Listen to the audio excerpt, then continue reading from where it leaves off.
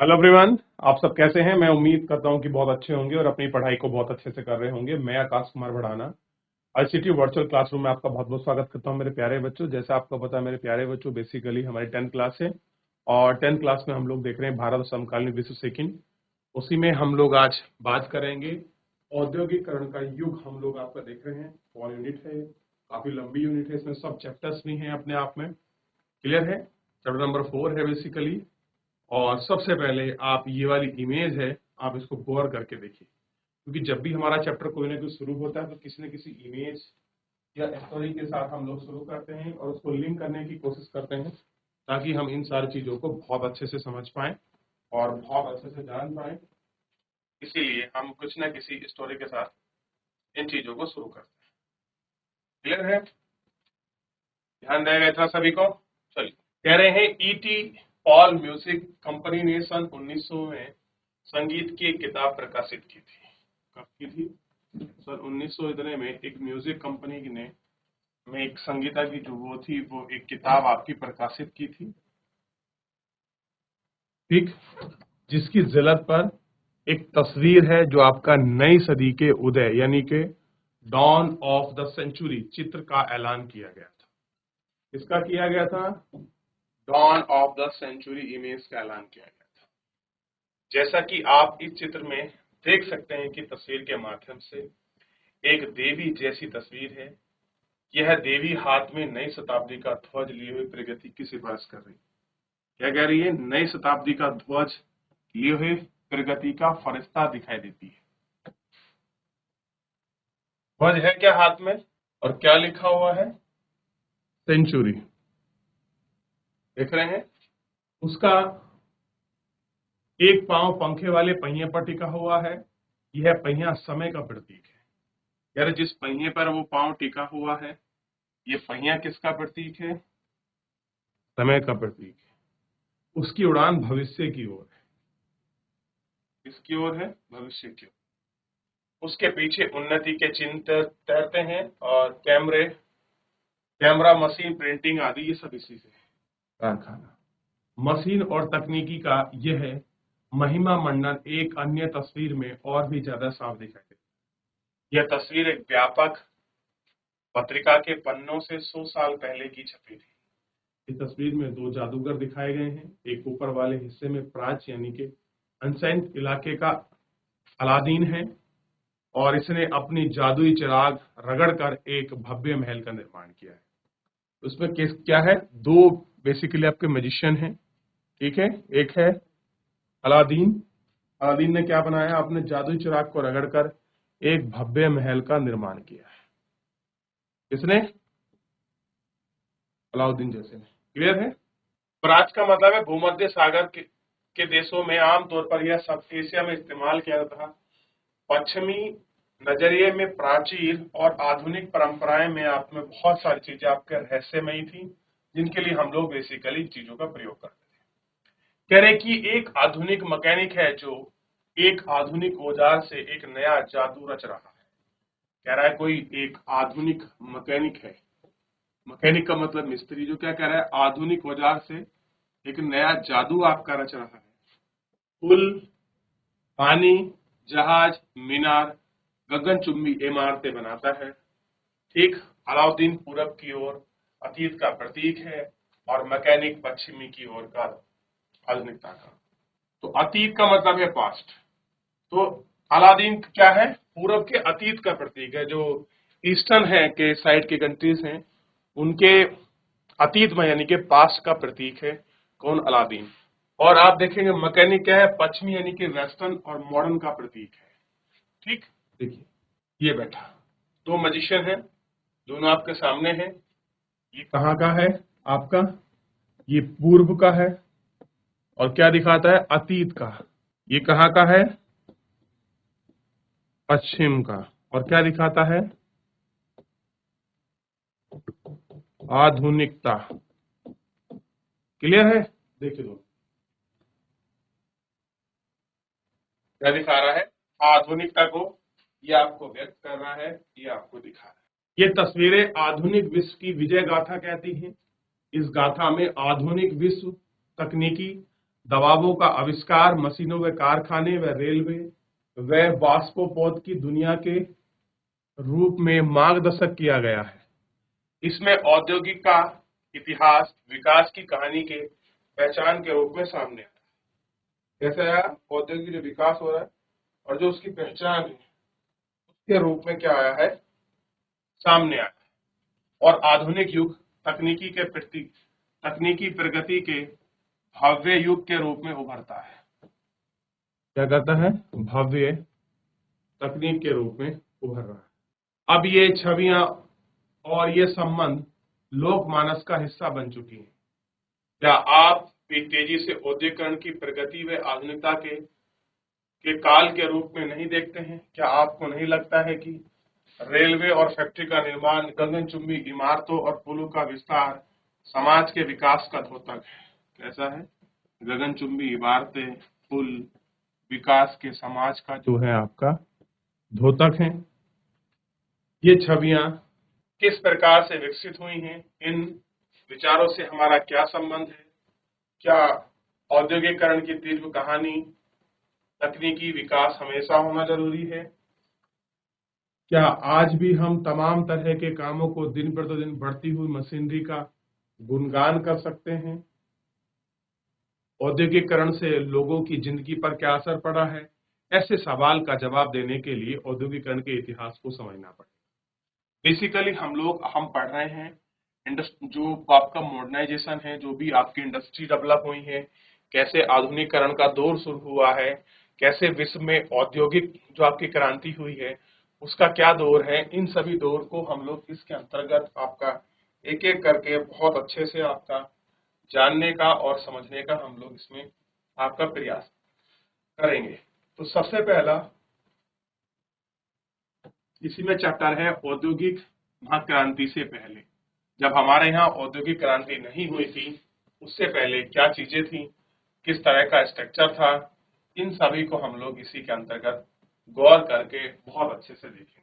कह रहे हैं कि औद्योगिकरण के को असर से हम कारखाने के विकास के साथ जोड़कर देखते हैं। जब हम औद्योगिक उत्पादन की बात करते हैं तो हमारा आशय फैक्ट्री में होने वाले उत्पादन से होता है। जब हम औद्योगिक मजदूरों की बात करते हैं तो हमारा आशय कारखानों में काम करने वाले मजदूरों से होता है। औद्योगिकरण के इतिहास का अक्सर आरंभिक फैक्ट्रियों की स्थापना से शुरू है। कैसे हैं?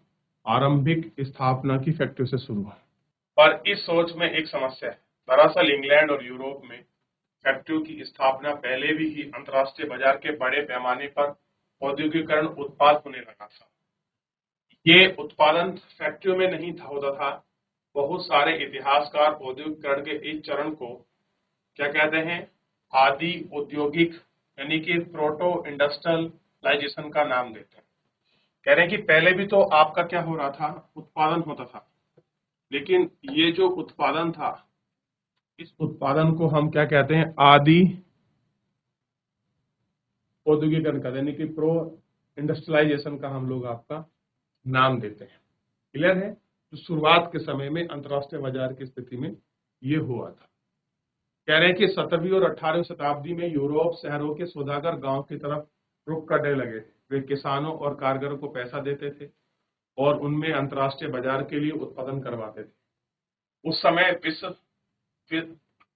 विश्व व्यापार के विस्तार और दुनिया के विभिन्न भागों में उपनिवेश की स्थापना के कारण चीजें में की मांग बढ़ने लग गई थी। क्या हो गया था कि दुनिया में क्या हो गई थी? उपनिवेश की स्थापना के बाद जो डिमांड है वो आपका बढ़ने लग गई थी।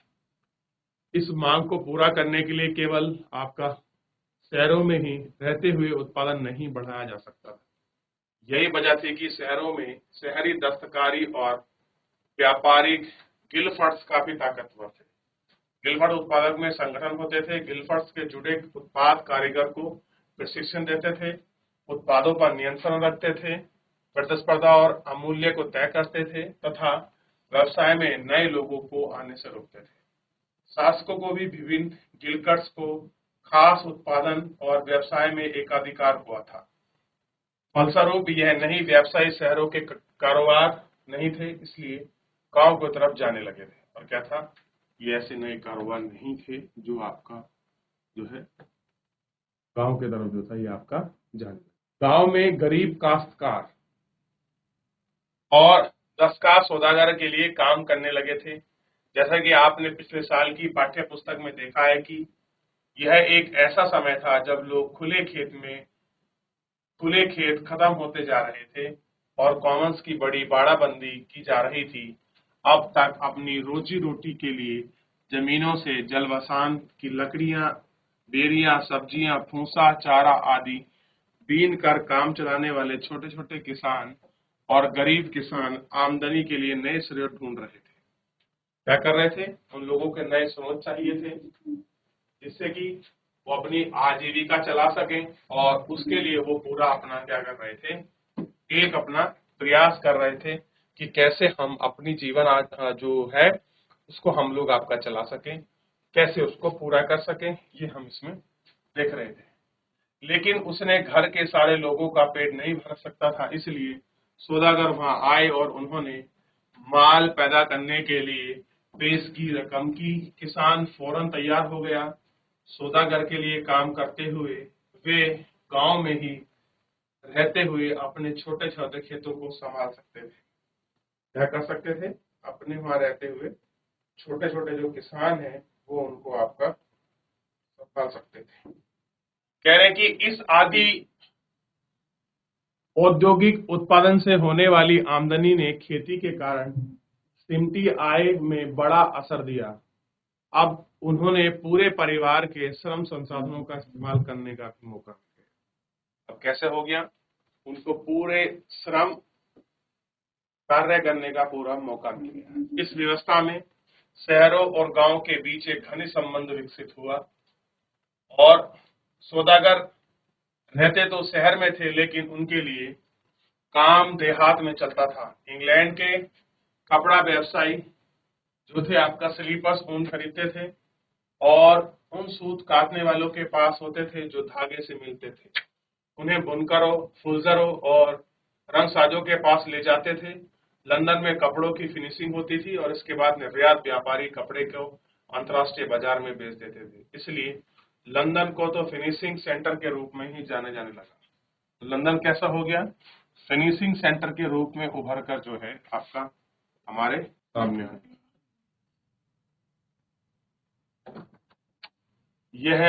यह आदि औद्योगिक व्यवस्था व्यवसायिक आदान प्रदान के नेटवर्क का हिस्सा थी। यानी कि बेसिकली क्या थी? जो भी आपका ट्रेडिंग है उसका आदान प्रदान का जो आपका नेटवर्क है उसका पार्ट थी। इस पर सौदागरों का नियंत्रण था। चीजों का उत्पादन कारखानों की बजाय घरों से होता था। उत्पादन के प्रत्येक चरण में प्रत्येक सौदागर को 20 से 25 मजदूरों का काम करवाते थे। इसका मतलब यह है कि कपड़ों के हर सौदागर के पास सैकड़ों मजदूर काम किया करते थे। अगर मान लीजिए कोई आपका कपड़े का सौदागर है तो उसके पास काम करने वालों की संख्या कितनी होगी? 1000 हो जाएगी। देखिए कैसे काम हो रहा है। 18वीं शताब्दी में आपकी कटाई हो रही है और एक परिवार के सभी सदस्य लोग धागा बना रहे हैं। आप इस धागे को देख सकते हैं कैसा है। देख लिया? चलिए यहाँ तक कोई डाउट, कोई क्वेरी किसी का पूछ लीजिए। देख लिया किस तरह से एक परिवार के लोग सूत का धागा बना रहे हैं। आपको पूरा समझ आएगा कि किस तरह से यहाँ के लोग काश्तकार लोग काम किया करते थे। आदि का मतलब मैंने बताया किसी चीज की पहले या प्रारंभिक अवस्था का संकेत है आदि। वो चीज पहले से या प्रारंभिक अवस्था में है तो हम उसको क्या बोलते हैं? आदि बोलते हैं। क्लियर है? कह रहे हैं कि कारखानों का उदय। इंग्लैंड सबसे पहले 1730 ईस्वी के दशक में कारखाने खुले संख्या में तेजी से इजाफा 18वीं शताब्दी के आखिर में हुआ था। कपास यानी कि कॉटन का एक युग का प्रतीक था। 19वीं शताब्दी के आखिर में कपास के उत्पादन में भारी बढ़ोतरी हुई। 1760 में ब्रिटेन ने अपने कपास उद्योग की जरूरतों को पूरा करने के लिए 25 लाख पौंड कच्चे कपास का आयात करता था। कितना करता था? 25 लाख पौंड कपास का आयात करता था। 1787 में यह आयात बढ़कर 222 लाख पौंड तक पहुंच गया। यह इजाफा उत्पादन की प्रक्रिया में बहुत सारे बदलाव का परिमाण था। कह रहे जो आपका बदलाव हो रहा था और जो परिमाण था, कहाँ आपका 25 लाख था और कहाँ 25 लाख से 220 लाख पहुंच गया। तो इसके कुछ बदलाव के परिमाण जो हैं हमको इसमें दिखाई देंगे और उस परिमाण को हमको पहचानना है कि ये बदलाव किस प्रकार के थे और कैसे ये बदलाव हम लोगों को महसूस हो गए थे, कैसा इनका जो इफेक्ट है वो हमको दिखाई देगा। चलिए बात कर रहे हैं 18वीं शताब्दी की। कह रहे हैं कि 18वीं शताब्दी में कई ऐसे आविष्कार हुए। कह रहे हैं कि 88 जो आपकी सेंचुरी थी, इसमें बहुत सारी आपकी मॉडर्न चीजों का आविष्कार हुआ, जिनकी उत्पादन प्रक्रिया क्या थी, आपकी प्रक्रिया के हर चरण को आपका कुशलतापूर्वक वहां को देखा गया। क्या हो रहा है कि वहां किस प्रकार का इनमें उत्पादन है और हर चरण में जो आप कुशलता बढ़ा दी गई। प्रति व्यक्ति मजदूर उत्पादन बढ़ गया था, यानी कि जो एक मजदूर का उत्पादन था वो कैसा हो गया था, आपका बढ़ गया था। पहले से ज्यादा मजदूर धागे में आपका रेशम का उत्पादन होने लगा था।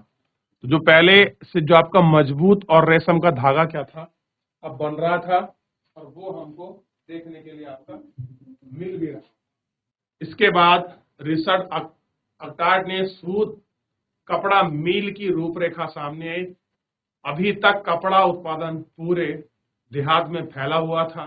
यह काम लोग अपने अपने घर ही करते थे, लेकिन अब महंगाई नई मशीनें खरीदने को लेकर कारखानों में लगाया जा सकता था। कारखानों में सारी प्रक्रियाएं एक छत के नीचे एक मालिक के हाथों में दी गई थी। इसके चलते उत्पादन की निगरानी, गुणवत्ता का ध्यान रखा गया था और मजदूरों पर नजर रखना संभव हो गया था। जब तक उत्पादन गांव में हो रहा था तब तक सारे काम आपके संभव नहीं थे।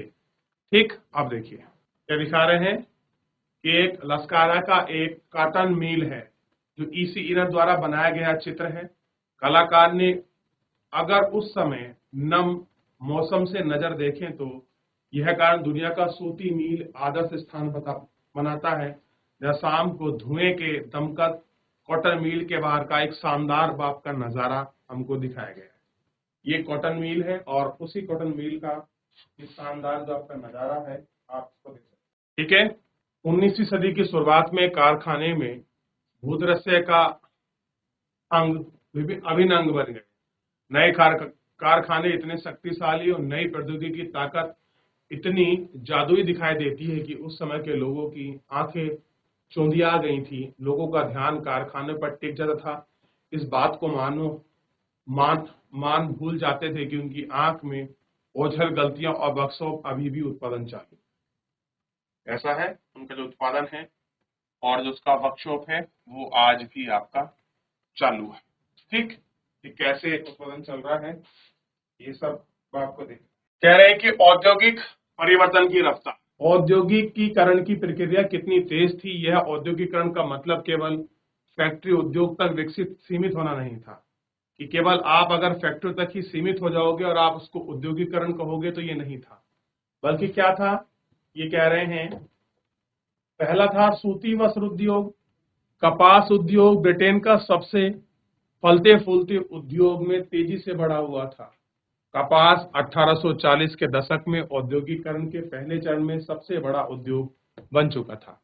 इसके बाद लोहा और स्टील उद्योग आगे निकल गए थे। 1840 के दशक में इंग्लैंड और 1680 के दशक में पहले उपनिवेश में रेलवे का विस्तार होने लगा था। इस समय क्या हुआ था, आपका जो आपका रेलवे है उस रेलवे का जो विस्तार है वो आपका इसी समय जो है होने लगा था। यानी कि रेलवे का जो एक्सपेंशन का टाइम है वो बेसिकली यही है। क्या हो रहा है, इसी समय रेलवे का एक्सपेंशन हो रहा है। फलस्वरूप लोहे और स्टील की जरूरतें तेजी से बढ़ी। 1837 में ब्रिटेन लोहा स्टील निर्यात का मूल्य 7.7 करोड़ पाउंड हो गया था और राशि इंग्लैंड में वापस निर्यात मूल्य से दोगुनी हो गई थी। दूसरा था इसमें जो सबसे बड़ा पॉइंट इसमें आएगा वो था कि नए उद्योग परंपरागत उद्योग से इतनी आसानी से हाशिए पर नहीं धकेले जा सकते थे। 19वीं सदी के आखिर तक भी तकनीकी रूप से विकसित औद्योगिक क्षेत्र में काम करने वाले मजदूरों की संख्या कुल मजदूरों की संख्या में 20% से ज्यादा नहीं थी। यानी कि टोटल काम करने वाले कितने थे, 20%। कपड़ा उद्योग एक गतिशील उद्योग था, लेकिन उसके उत्पादन का बड़ा हिस्सा कारखानों में नहीं बल्कि घरेलू इकाइयों में होता था। तो सबसे ज्यादा जो उसकी यूनिट्स थी वो कहाँ थी, वो आपका घर पर ही उसकी सबसे ज्यादा यूनिट्स को आप लोग इनमें देख सकते हो। कहाँ पर मैन्युफैक्चर थी वो, होम यानी कि जो घर हैं घरों में ही सबसे ज्यादा उनको मैन्युफैक्चर किया गया था।